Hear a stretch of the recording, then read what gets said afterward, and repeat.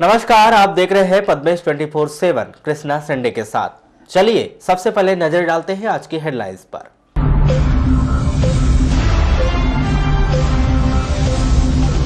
Balaghat Jabalpur railway line Samnapur Lamta के बीच करोड़ों की चोरी, जांच के लिए पहुंची टीम। जंगली सुअर के लिए लगाया था करंट, तेंदुए की हो गई मौत। 5 आरोपियों को न्यायिक अभिरक्षा में भेजा गया जेल। धान के अवैध परिवहन व भंडारण पर बड़ी कार्रवाई, 40,000 रुपए का लगाया जुर्माना। जिले भर में मनाई गई नेताजी सुभाष चंद्र बोस की जयंती, बालाघाट में हुआ अंतर्राज्यीय दौड़ का आयोजन। दवा व्यवसायी विनय पारधी सड़क दुर्घटना मामले की दोबारा होगी जांच। और संबल कार्ड के 8,000 हितग्राही नया सवेरा योजना से हुए गायब, नए रजिस्ट्रेशन पर लगी रोक। अब बढ़ते हैं खबरों की ओर। 26 जनवरी के अवसर पर प्रदेश के सभी जेलों से कैदियों की रिहाई के आदेश भले ही दे दिए गए हो, लेकिन जिले के भीतर ऐसा कोई भी पात्र कैदी नहीं है जिससे रिहा किया जाएगा।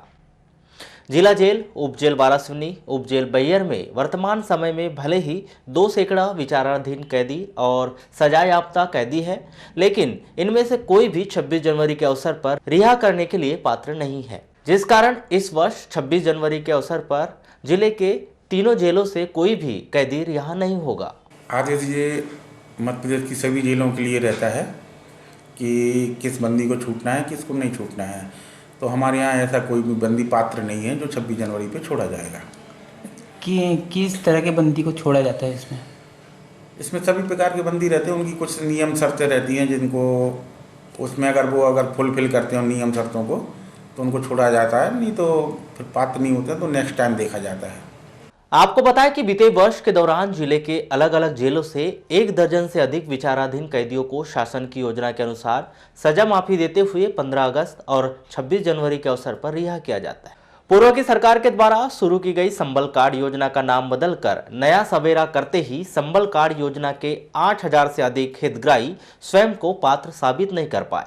इस बात का खुलासा उस समय हुआ जब प्रदेश की वर्तमान सरकार के द्वारा पूर्व की संबल कार्ड योजना का नाम बदलकर उसके सत्यापन की प्रक्रिया शुरू करवाई गई। इसके बाद स्वयं को संबल कार्ड के लिए पात्र बताने वालों के पसीने छूट गए और नगर के भीतर 16,125 संबल कार्ड के हितग्राहियों में से 8,000 से अधिक हितग्राही अपात्र निकले, तो वहीं 6,992 हितग्राही नए सवेरा योजना के लिए पात्र पाए गए, जिसके बाद पात्र हितग्राहियों को योजना का लाभ देना शुरू कर दिया गया है। वहीं नए हितग्राहियों के रजिस्ट्रेशन के लिए पोर्टल को बंद कर दिया गया है। योजना चालू है। पहले इस नई योजना का नाम नया सवेरा योजना दिया है और उसमें जो पात्र हितग्राही थे, जो पंजीकृत थे, वो उनकी जगह उनका सत्यापन कार्य किया गया। सत्यापन करने के बाद जो पात्र पाए गए उम्मीदवार, उनको नया सवेरा योजना में भी वैसा ही लाभ प्राप्त हो रहा है जैसे संबल योजना के अंतर्गत प्राप्त होता था। कितने हितग्राही थे सर इसमें पहले और सत्यापन के बाद में कितने बचे हैं? अभी टोटल 6,902 लोग जो हैं, 6,992 जो हैं वो पात्र हितग्राही पाए गए हैं। पहले टोटल कितने? टोटल 16,125 पंजीकृत थे, जिसमें से शेष अपात्र पाए गए और 6,992 पात्र पाए गए और उनको सब नया सवेरा योजना के अंतर्गत पूरा लाभ प्रदान किया जा रहा है। गुरुवार की सुबह एक बार फिर मौसम ने करवट ली और बुधवार की रात से आसमान में छाए काले बादल रिमझिम बारिश के रूप में बरस पड़े। बारिश की वजह से कुछ देर तक जनजीवन प्रभावित हुआ, तो वहीं दोपहर को धूप खिल उठी। मौसम साफ होते ही हवा में ठंडक छा गई और तापमान एक बार फिर लुढ़क गया। मौसम विभाग के अनुसार पहले ही 18 से 22 जनवरी तक बारिश की संभावना व्यक्त की गई थी, लेकिन एक बार फिर 23 से 26 जनवरी तक हल्की बारिश की संभावना व्यक्त की गई है, जिससे जिले वासियों को आगामी दिनों में बारिश के लिए पूरी तरह तैयार रहना होगा।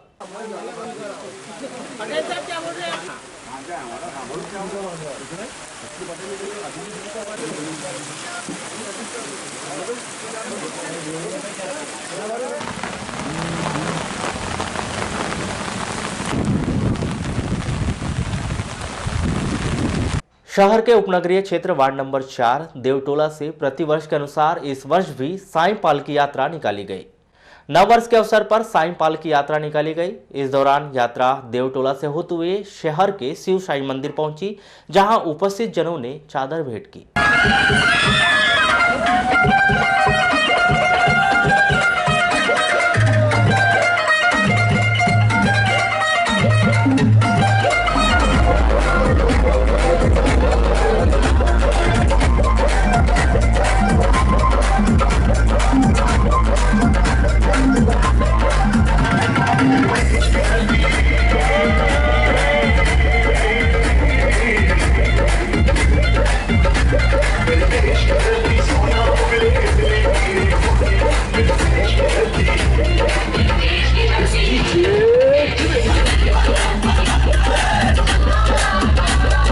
ये वार्ड नंबर 4 देवटोला से विगत 2 वर्षों से निकाली जा रही है और ये नववर्ष के उपलक्ष्य में साईं मंदिर में अर्पण किया जाता है साईं चादर देवटोला वार्ड नंबर 4 के निवासियों के द्वारा। फिर भी क्या मन्नत को लेकर के निकालते हैं? ये ऐसा है कि हमारा नववर्ष जो है वो अच्छा मंगलमय जाए, सभी लोगों के यहाँ समृद्धि सुख आए, इसी उपलक्ष्य में हम जिला मुख्यालय की यातायात व्यवस्था को सुधारने के लिए खनिज संसाधन मंत्री प्रदीप जायसवाल ने एक बार फिर शहर में बाईपास निर्माण बेहद जरूरी बताया। मंत्री श्री जायसवाल ने इस बात को स्वीकार किया कि शहर के भीतर यातायात की व्यवस्था भारी वाहनों की वजह से प्रभावित हो रही है। इस विषय पर योजना बनाई जा रही है और जल्द ही बाईपास निर्माण कार्य करवाया जाएगा।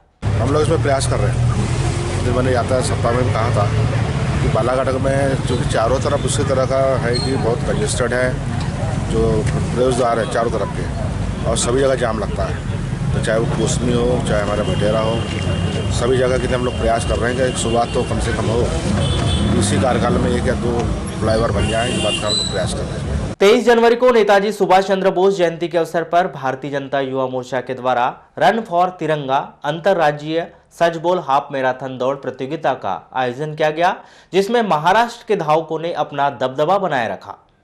गुरुवार की सुबह रिमझिम बारिश के बाद शहर के हनुमान चौक से वाराणसी रोड स्थित कायदी वैष्णो देवी मंदिर और पुनः मंदिर से हनुमान चौक तक हाफ मैराथन दौड़ का आयोजन किया गया, जिसमें नागपुर के शुभम मेश्राम प्रथम स्थान पर रहे, रावणवाड़ी के देवेंद्र चिकलोंडे और शुभम लिल्लारे क्रमशः दूसरे और तीसरे स्थान पर रहे। इसी प्रकार महिला वर्ग में राजकुमारी पटेल जिला कटनी प्रथम स्थान पर रही, तो प्राची गोडबोले और निकिता बम्बुरे निवासी नागपुर दूसरे और तीसरे स्थान पर रही। सुभाष चंद्र बोस अमर रहे, अमर रहे। नेताजी सुभाष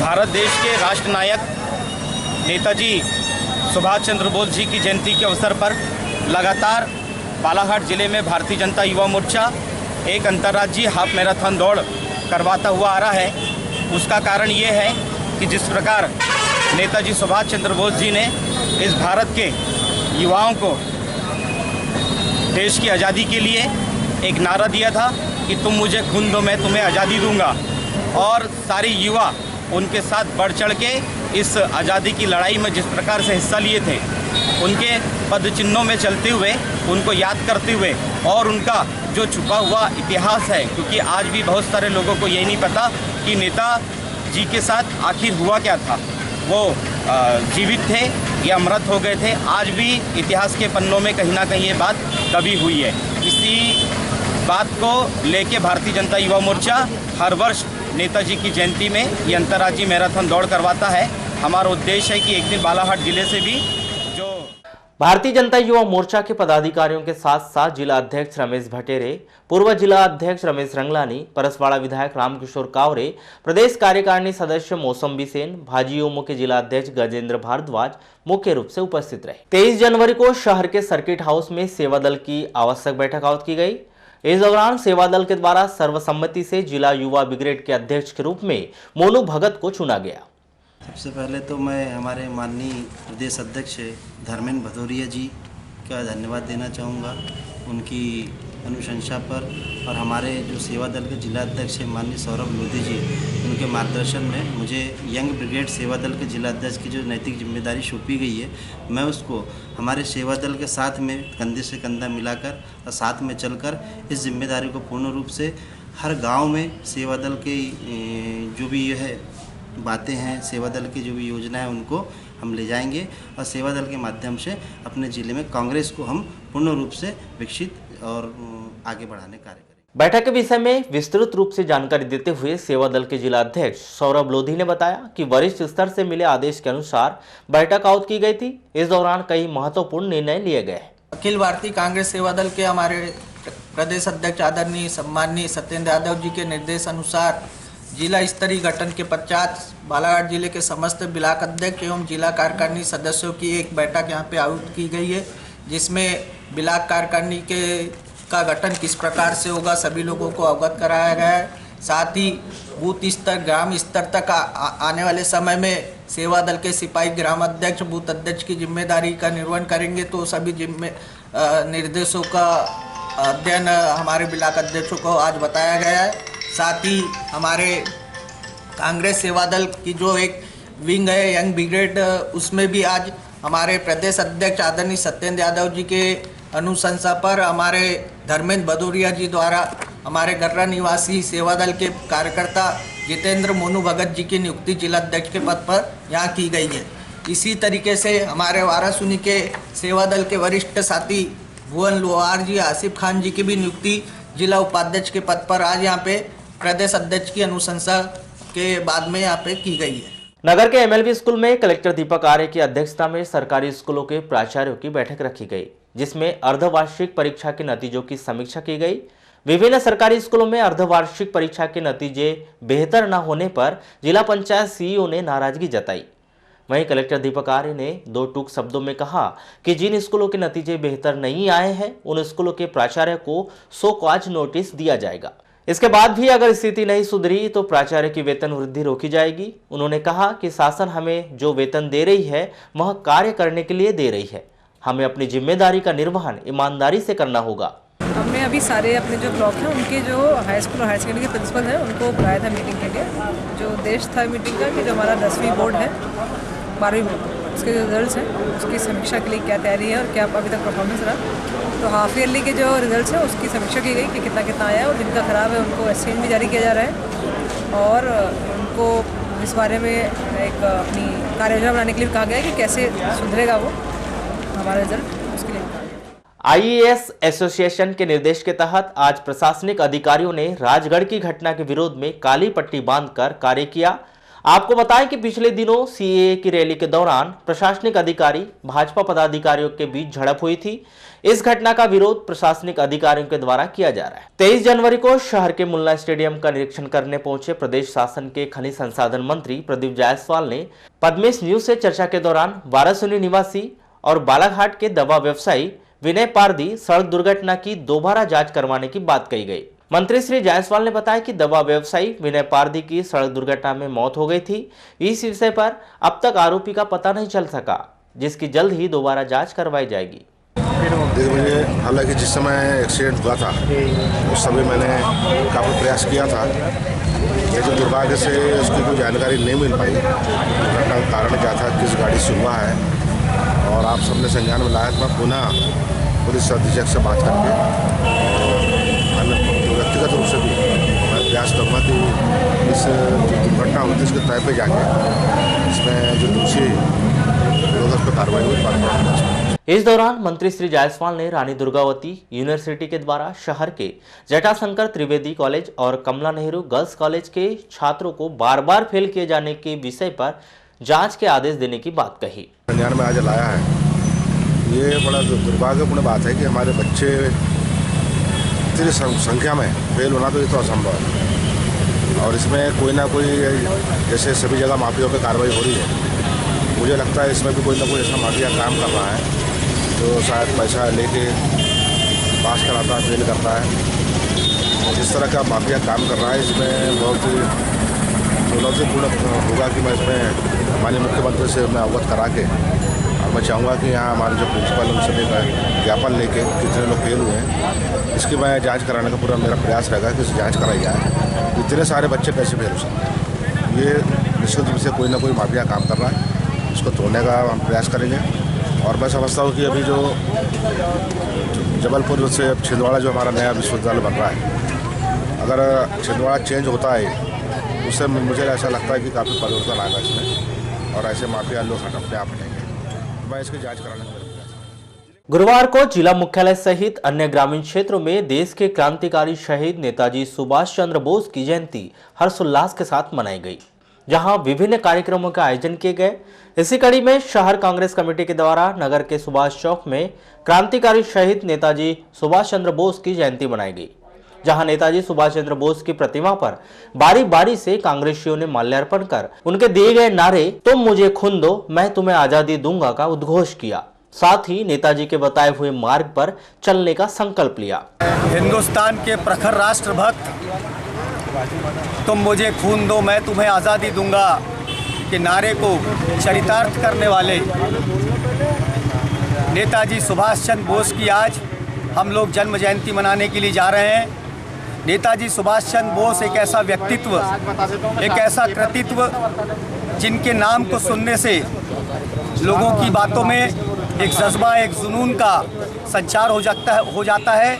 आज ब्लॉक कांग्रेस कमेटी के तत्वावधान में हम सभी तमाम कांग्रेस जन उनकी जन्म जयंती यहाँ पर मनाने के लिए जा रहे हैं। शुद्ध के लिए युद्ध अभियान के अंतर्गत खाद्य सुरक्षा प्रशासन बालाघाट के द्वारा तहसील बैयर के 3 खाद्य प्रतिष्ठानों से 6 नमूने सौंफ, जीरा, अजवाइन, अंजीर, बादाम एवं किशमिश के नमूने लेकर गुणवत्ता परीक्षण हेतु राज्य खाद्य प्रयोगशाला भेजा गया है। तीनों खाद्य प्रतिष्ठानों के पास खाद्य लाइसेंस पाया गया। अन्य अनियमितताएं जैसे रखरखाव में कमी एवं एक्सपायरी डेट न होने में सुधार करने के निर्देश दिए गए। कार्यवाही के दौरान खाद्य सुरक्षा विभाग की टीम में खाद्य सुरक्षा अधिकारी योगेश डोंगरे, वाजिद मोहिब एवं शरद चंद्र साहू शामिल थे। मध्य प्रदेश विधानसभा के उपाध्यक्ष शीना कावरे ने आज 23 जनवरी को जिला चिकित्सालय बालाघाट का निरीक्षण किया और वहां की व्यवस्थाओं को देखा। इस दौरान उन्होंने चिकित्सालय के वार्डों का भ्रमण कर वहां पर भर्ती मरीजों से चर्चा भी की। नवीन सर्जिकल वार्ड, इमरजेंसी वार्ड, कुपोषित बच्चों के उपचार के लिए संचालित पोषण पुनर्वास केंद्र, नवजात शिशुओं के उपचार के लिए संचालित SNCU का निरीक्षण किया। देखिए, हमारे कलेक्टर ने इस हॉस्पिटल की पूरी रूपरेखा हमको बताई थी कि किस तरह से यहाँ चेंज कर रहे हैं, और वो चाहते थे कि एक आध बार आप जो है औचक निरीक्षण पे यहाँ पर आएँ। तो उसी तरीके से आज मैं आई हूँ और मैंने देखा है कि सारा काम जैसा उन्होंने बताया था उस अनुसार चल भी रहा है और काफ़ी स्पीड से काम हो रहा है। और हम सबका एकमात्र उद्देश्य यही है कि जब डिस्ट्रिक्ट हॉस्पिटल में हमारे पेशेंट आए तो उनको सारी सुविधाएं यहाँ पर मिले, और हम चाहते हैं कि प्राइवेट हॉस्पिटल की तरफ उनका मूवमेंट कम हो, पूरा मूवमेंट इस तरफ आ जाए, और उसी दिशा में सारा प्रयास हो रहा है। जिला पंचायत के मुख्य कार्यपालन अधिकारी रजनीश सिंह ने प्रधानमंत्री खनिज निधि के कार्यों की समीक्षा बैठक में बिना किसी सूचना के अनुपस्थित रहने के कारण जिले के 6 ग्राम पंचायतों के सचिवों का 1 दिन का वेतन काटने के आदेश दिए। इसके साथ ही इन पंचायतों के सचिवों को 27 जनवरी को उनके समक्ष उपस्थित होने के निर्देश दिए गए। प्रधानमंत्री खनिज निधि के कार्यों की समीक्षा बैठक का आयोजन किया गया था।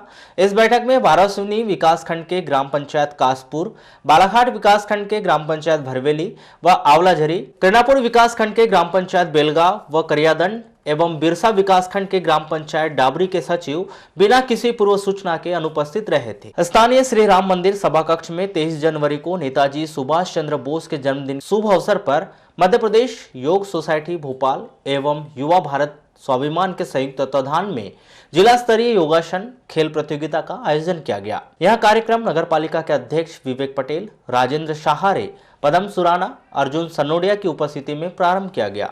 प्रतियोगिता में जूनियर वर्ग 9 वर्ष से 14 वर्ष तक एवं सीनियर वर्ग 15 वर्ष से 25 वर्ष तक के युवक युवतियों ने अपने अपने वर्ग में योगासनों की प्रस्तुति दी, जिसमें जूनियर वर्ग में 4 बालक, 4 बालिकाएं, सीनियर वर्ग में 4 बालक 4 बालिकाएं का चयन किया गया, जो भोपाल में 18 फरवरी को आयोजित राज्य स्तरीय योगासन खेल प्रतियोगिता में भाग लेंगे। आज जिला स्तरीय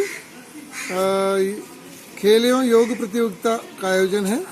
ये मध्य प्रदेश योग सोसाइटी के द्वारा आहूत है और इसमें पूरे जिले के पतंजलि योग समिति के माध्यम से प्रशिक्षित होने वाले बच्चे जो विद्यालयों में पढ़ते हैं और उन बच्चों की योग प्रतियोगिता रखी गई है।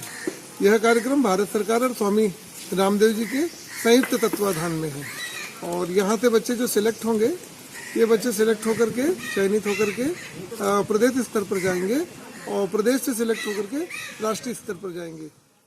प्रदेश सरकार के द्वारा चलाए जा रहे शुद्ध के लिए युद्ध अभियान के तहत 23 जनवरी को औषधि निरीक्षक बालाघाट शरद कुमार जैन बालाघाट शहर में स्थित मेसर्स खुशबू जनरल स्टोर्स बालाघाट पर कॉस्मेटिक के नमूने लेने के लिए पहुंचे। निरीक्षण के उपरांत औषधि निरीक्षक बालाघाट के द्वारा व्हाइट टोन क्रीम, नेफा क्रीम एवं रेक्सी स्नो क्रीम के नमूने संग्रहित किए गए, जिनकी गुणवत्ता की जांच हेतु उन्हें भोपाल स्थित राज्य औषधि विश्लेषण प्रयोगशाला भेजा गया है। सरकार के द्वारा शुद्ध के लिए युद्ध किया जा रहा है, जिसमें खाद्य सामग्रियों के अलावा औषधियों एवं कॉस्मेटिक्स की गुणवत्ता के लिए भी प्रयास किए जा रहे हैं, जिसमें विभाग के द्वारा समीक्षा के द्वारा निर्देश दिए गए हैं कि जहां पर भी आशंकाजनक कोई कॉस्मेटिक वगैरह हो तो उनके नमूने लेकर भोपाल के लिए भेजना है। इसी के तारतम्य में मैं खुशबू जनरल स्टोर्स में सैंपल्स लेने के लिए उपस्थित हुआ था, जहां पर मुझे 3 कॉस्मेटिक्स के प्रति आशंका मिली, जिसके दौरान मैंने तीनों के सैंपल लिए हैं। मध्य प्रदेश शासन के द्वारा स्कूलों में संविधान का पाठ पढ़ाए जाने का आदेश जारी कर दिया गया है। जिला शिक्षा अधिकारी कार्यालय को इस आदेश मिल चुके हैं। जिला शिक्षा अधिकारी कार्यालय परियोजना समन्वयक BR गेडाम बताते हैं कि उन्हें सोशल मीडिया और इलेक्ट्रॉनिक मीडिया के माध्यम से इस बात की जानकारी मिली थी कि स्कूलों में प्रार्थना के बाद प्रत्येक शनिवार को संविधान का पाठ पढ़ाया जाएगा, जिसके आदेश उन्हें मिल चुके हैं। नहीं, ये ऐसे आदेश अभी व्हाट्सएप में देखे हैं भाई, हमारे मेल पे अभी निकाले नहीं है, आया नहीं है। यहाँ तक आ जाएगा तो निर्देश प्रसारित कर दिए जाएंगे। अच्छा, ये बताइए क्या आदेश था उसमें? प्रेयर के बाद प्रत्येक शनिवार को प्रेयर के बाद मतलब संविधान का पाठ पढ़ाया जाना है। तो कब से लागू होगा ये? आदेश आ जाए तो प्रसारित करेंगे। नहीं, फिर भी तो शासन ने तो जो वायरल जो किया उसमें तो बताया होगा कुछ, तो अभी उसमें तो कोई ऐसा टाइम नहीं दिया है। बिरसा तहसील में पदस्थ डिप्टी कलेक्टर रोहित बम्बोरे ने अवैध परिवहन और अवैध भंडारण करने पर लगाया 40,000 रुपए का जुर्माना। प्रभारी तहसीलदार बिरसा रोहित बम्बोरे ने भ्रमण के दौरान बिरसा तहसील के कन्या ग्राम में मुन्ना साहू के द्वारा धान का अवैध भंडारण और अवैध परिवहन करते हुए पकड़ा और उस पर मंडी अधिनियम के अंतर्गत कार्रवाई करते हुए 40,000 रुपए का जुर्माना लगाया। करंट की चपेट में आने के बाद हुई तेंदुए की मौत के मामले में वारासोनी वन अमले को एक बड़ी सफलता हाथ लगी है। वारासोनी वन विभाग के अमले ने कार्रवाई करते हुए पैंथर की मौत के मामले में नांदगांव के बीच टोला से 5 लोगों को गिरफ्तार कर लिया है। सभी 5 आरोपियों के खिलाफ वन्य प्राणी संरक्षण अधिनियम 1972 की धारा 9, 39, 51 और 52 के तहत अपराध पंजीबद्ध कर आज न्यायिक दंडाधिकारी प्रथम श्रेणी गिरिजेश कुमार सनोडिया की अदालत में देर शाम पेश किया, जहां पर सभी आरोपियों को की न्यायिक अभिरक्षा में वारासोनी तहसील जेल भेज दिया गया है। आपको बताएं कि वन परिक्षेत्र के अंतर्गत रिजर्व फॉरेस्ट नांदगांव कक्ष क्रमांक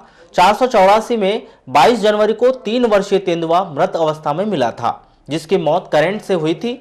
इस मामले में एसडीओ अमित पटोदी ने जानकारी देते हुए बताया कि आरोपियों ने पूर्व नियोजित ढंग से 11 केवी लाइन से तार को बिछाकर और उसके नीचे बकायदा रबर ट्यूब को रखकर करंट डाला गया था, ताकि जमीन पर करंट ना फैले। इस बात का विशेष ध्यान रखते हुए ट्यूब का इस्तेमाल किया गया था, जिसकी वजह से लाइट ब्रेक डाउन नहीं हुई और तेंदुआ उसकी चपेट में आ गया, जिसकी मौके पर ही मौत हो गई। जी, इसमें जो 5 मुख्य आरोपी पकड़े गए थे और 5 आरोपी की मिलकर एक योजना बनी थी कि किस तरह से हम शिकार करेंगे, और इनने इस बार एक नया तरीका अपनाया। क्योंकि जैसे हम लोग जब भी कोई विद्युत लाइन से कुछ शिकार होता है तो अर्थ फॉल्ट का रिकॉर्ड जो है विद्युत लाइन पे विद्युत सब स्टेशन पर मिलता है। क्योंकि हमने भी जब रिकॉर्ड निकलवाया तो जिस दिनांक को घटना घटित हुई है उस दिनांक को कोई भी अर्थ फॉल्ट वहाँ पर नहीं दिखाया गया। जब इनसे पूछताछ की गई तो उन्होंने बताया कि हमने खूंटी के साथ में साइकिल की जो ट्यूब होते हैं, टायर होते हैं, उनको हमने लपेटा था ताकि उससे अर्थ फॉल्ट ना हो। और जो इन्होंने बताया कि रात में लगभग 2 से 2:30 बजे के बीच में जब इन्होंने वहाँ पे तार लगाए थे तो एक आतिशबाजी जैसा चिंगारी वहाँ से निकली थी।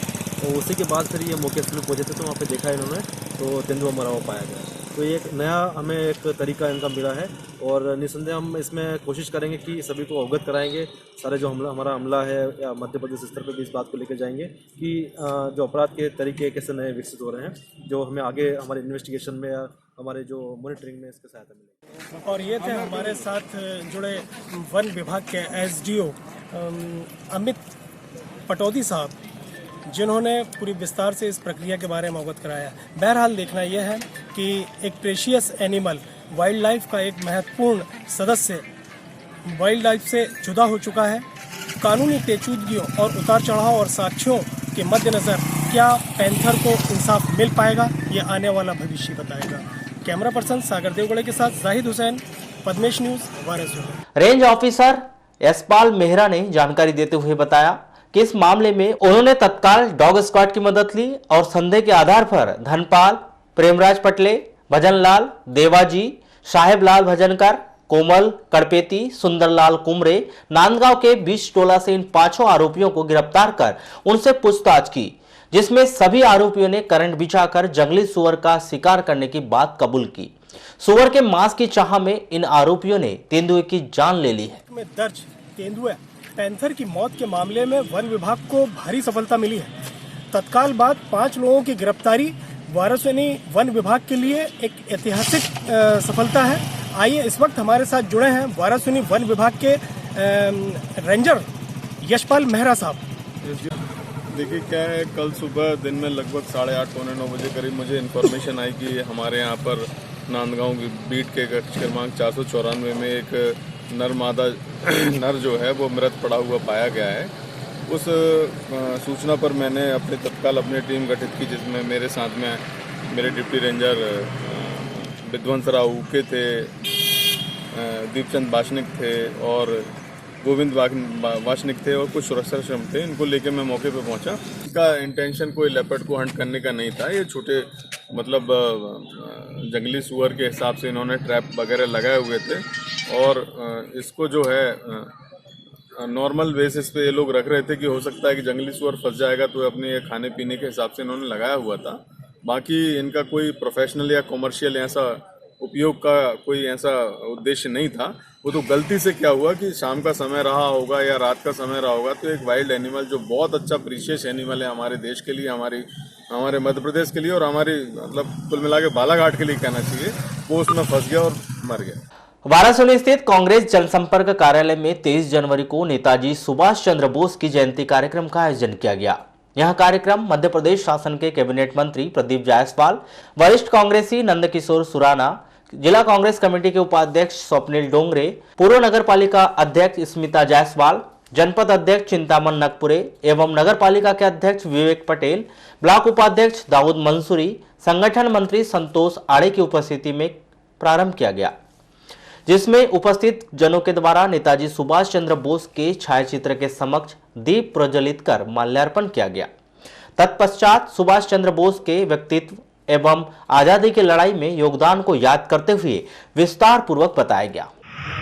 और ऐसा बताया जाता है कि उसके रोज लड़ाई होती थी, उसकी महात्मा गांधी सुभाष चंद्र बोस। अब बताने वाला ऐसा बताते हैं कि बाजू पे खड़े रहते तो ऐसा लगता है, ऐसा बताते हैं, जबकि ये आज़ादी की लड़ाई में थे। तो ये इतिहास को बदलने का जो प्रयास करते हैं, उसमें हम सब की जवाबदारी है कि इस बात का जवाब हम लोगों में जा सकते हैं कि वो लोग बात कर रहे हैं जिन्होंने भागे नहीं किया, उनको तो बोलने का अधिकार ही नहीं है। और एक परिवार की तरह महात्मा गांधी ने देश का नेतृत्व किया। एक पिता पुत्र की तरह मतभेद थोड़ा बहुत हो सकता है, लेकिन सबका ध्येय था भारत को आज़ादी दिलाना। इस तरह से सुभाष चंद्र बोस जी ने जो नारा दिया था कि मुझे खून दो मैं तुम्हें आज़ादी दूंगा, वो नारे ने जो क्रांति लाई देश में, उस बात को महात्मा गांधी ने भी समझा कि हमको युवाओं की भी जरूरत है, युवाओं के बिना हम लड़ाई लड़ सकते हैं। युवाओं ने अपना काम किया, बुजुर्गों ने अपना काम किया, लेकिन हम ये नहीं कह सकते कि बुजुर्गों ने आज़ादी दिलाई और हम ये भी नहीं कह सकते कि युवाओं ने आज़ादी दिलाई। तो नेतृत्व होता है, उस नेतृत्व के आधार पर सबको जोड़ के लड़ाई लड़ी गई और उस एकता के कारण हमको आज़ादी की लड़ाई में सफलता मिली। वैसे क्रांतिकारी हमारे अमर शहीद को सुभाष चंद्र बोस जी को हम याद करते हैं। इस अवसर पर हमारे बीच में हमारे सम्मानित बुजुर्ग और हमारे मार्गदर्शक जिसके बाद कांग्रेस जन मंत्री श्री जायसवाल के साथ स्थानीय शासकीय सिविल अस्पताल पहुंचे, जहां पर नेताजी सुभाष चंद्र बोस की याद में फल वितरण कर मरीजों के जल्द स्वस्थ होने की कामना की गई।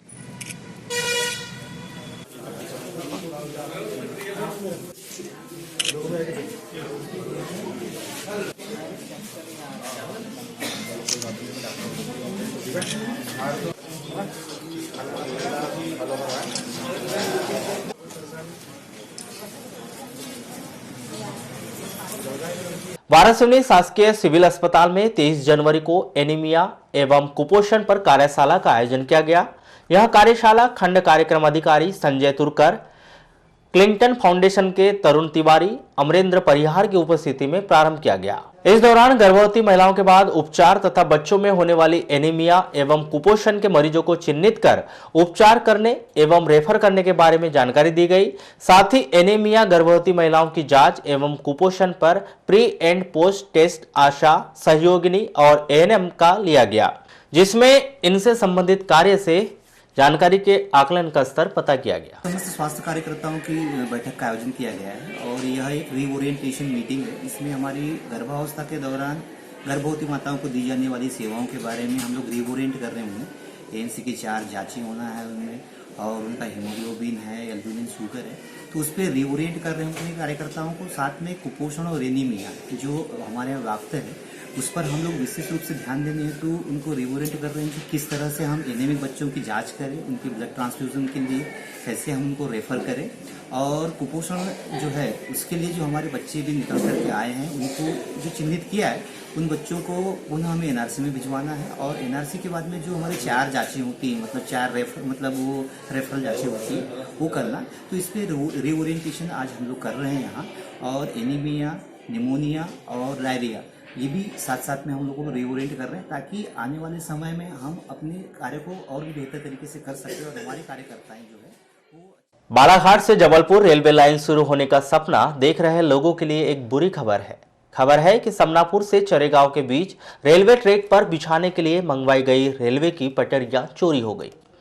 हालांकि अभी तक किसी भी वरिष्ठ अधिकारी ने रेलवे पटरी चोरी होने की आधिकारिक पुष्टि नहीं की है, लेकिन इस पूरे मामले को लेकर रेलवे सुरक्षा बल, आरपीएफ और विभाग के आला अधिकारियों ने इस मामले की जांच शुरू कर दी है। प्राप्त जानकारी के अनुसार चरेगांव से समनापुर के बीच रेलवे पटरी बिछाने का कार्य पिछले कई माह से शुरू है, लेकिन इस बीच किसी अज्ञात व्यक्ति या गिरोह ने चरेगांव से समनापुर के बीच पड़ने वाले मगरदर्रा के जंगल में रखी लगभग 600 से 700 रेलवे की पटरी चोरी कर ली है, जिसकी अनुमानित कीमत 10 से 12 करोड़ रुपए बताई जा रही है। वहीं इस पूरे मामले को लेकर लोगों में तरह तरह की चर्चाएं आम है कि कोई रेलवे पटरी चोरी होने के पीछे विभागीय अधिकारियों का हाथ होने की बात कर रहा है, तो कोई इसे सबसे बड़ी चोरी बता रहा है।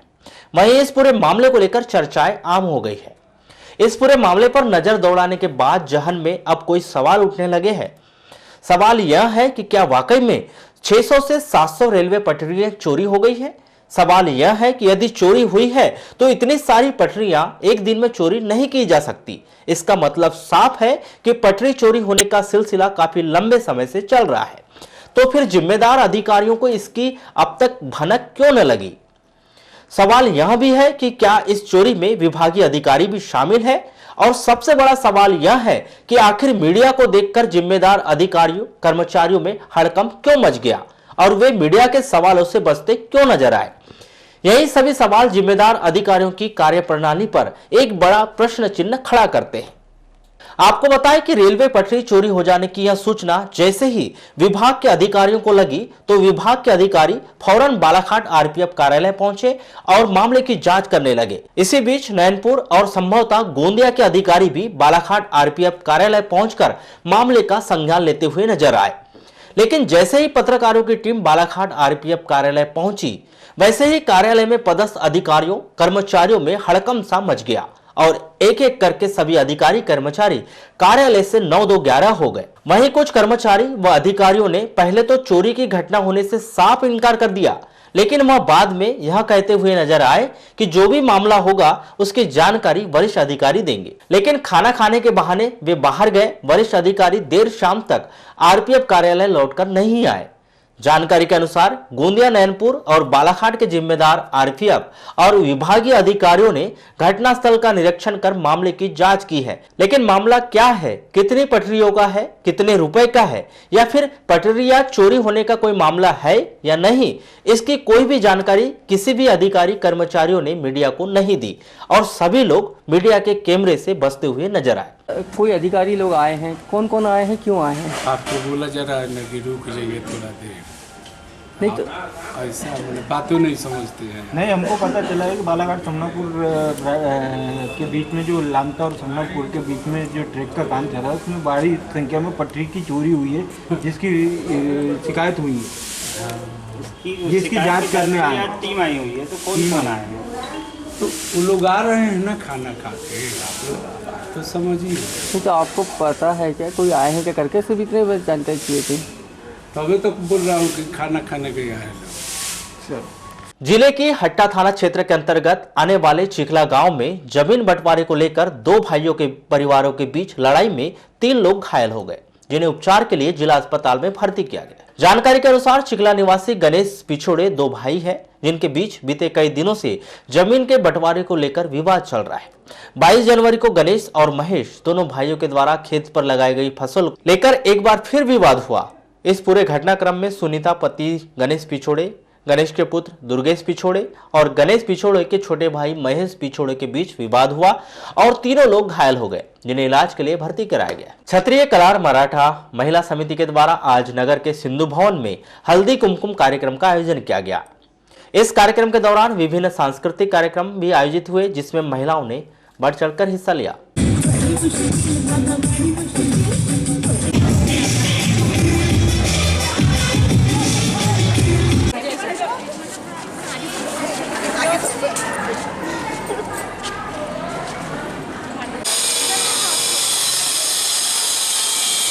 यहाँ पे 2 प्रकार का गेम रखा गया है, एक पत्ता गोभी और बॉल फेंकना बकेट पे, और उसके बाद डांस का प्रोग्राम है जिसमें फर्स्ट सेकंड थर्ड। विद्वान सत्र न्यायाधीश राजेंद्र प्रसाद गुप्त की अदालत ने हत्या का प्रयास करने के आरोप में आरोपी श्याम कावरे उर्फ कालू 22 वर्ष को 5 वर्ष का कठोर कारावास और 5,000 रुपए के अर्थदंड से दंडित किया है। जानकारी के अनुसार आरोपी श्याम कावरे के द्वारा 10 अगस्त 2017 की रात्रि 10:30 बजे वार्ड नंबर 31 सरेखा निवासी पार्षद अनीता पांचे के पति कमलेश पांचे की हत्या करने के प्रयास से चाकू मारकर प्राणघातक हमला करने का आरोप था। खैरलांजी थाने में पदस्थ प्रधान आरक्षक पर शिकायत लिखने के बदले रिश्वत मांगने का आरोप एक युवक के द्वारा लगाया गया है। आपको बताएं कि खैरलांजी थाना क्षेत्र के अंतर्गत ग्राम पंचायत नोनसा निवासी राजेश नकपुरे ने ग्राम के ही प्रताप लिल्लारे के साथ 22 जनवरी की रात 9 बजे पुरानी आपसी रंजिश को लेकर विवाद हो गया था, जिसमें प्रताप लिल्लारे के द्वारा गाली गलौज और जान से मारने की धमकी दी गई थी। सदस्यों के साथ खैरलांजी थाने में राजेश नकपुरे सहित अन्य लोग रिपोर्ट दर्ज कराने गए थे। इस दौरान प्रधान आरक्षक सेवक राम टेमरे पर रिश्वत मांगने का आरोप प्रार्थी युवक के द्वारा लगाया गया। चलिए जानते हैं क्या कहते हैं प्रार्थी युवक राजेश नकपुरे और प्रधान आरक्षक सेवक राम टेमरे। 8 बजे रिपोर्ट लिखवाने आए तो टेमरे मेजर बोलता है कि डिफाल्टर लोग आ गए। हाँ, और क्या बोला उन्होंने? और उसको बोले कि डिफाल्टर है तो अपन ऊपर जाके कार्रवाई करते, तो जाओ क्या कर लेंगे, ऊपर वाले भी तो यहीं पे आएंगे। किस संबंध में एफआईआर दर्ज कराने आए थे आप? वो प्रताप लिल्लारे राजभर से हमारे को मारने दौड़ता है। हाँ। सोनी नहीं दिया, दिन में भी सुबह में अपन निकलने के लिए देखे तो वैसे ही कर रहे हैं। तो आप सबसे पहले खैरलांजी थाने आए तो आपको टेमरे मेजर द्वारा क्या कहा गया?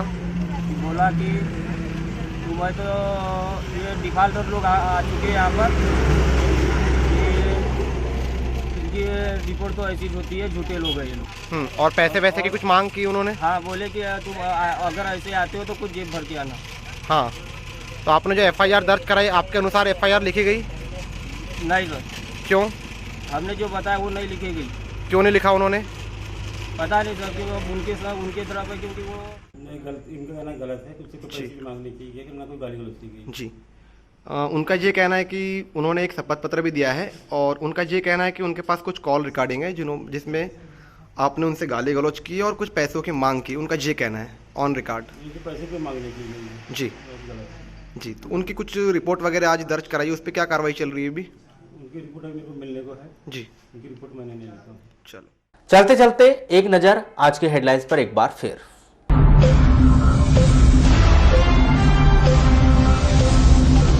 बालाघाट जबलपुर रेलवे लाइन समनापुर लामता के बीच करोड़ों की चोरी, जांच के लिए पहुंची टीम। जंगली सुअर के लिए लगाया था करंट, तेंदुए की हो गई मौत। 5 आरोपियों को न्यायिक अभिरक्षा में भेजा गया जेल। धान के अवैध परिवहन व भंडारण पर बड़ी कार्रवाई, 40,000 रुपए का लगाया जुर्माना। जिले भर में मनाई गई नेताजी सुभाष चंद्र बोस की जयंती। बालाघाट में हुआ अंतर्राज्यीय दौड़ का आयोजन।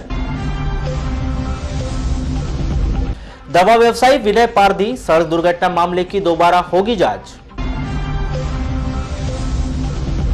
और संबल कार्ड के 8,000 हितग्राही नया सवेरा योजना से हुए गायब, नए रजिस्ट्रेशन पर लगी रोक। तो पद्मेश 24/7 में बस इतना ही। बने रहिए हमारे साथ, तब तक के लिए दीजिए इजाजत। नमस्कार।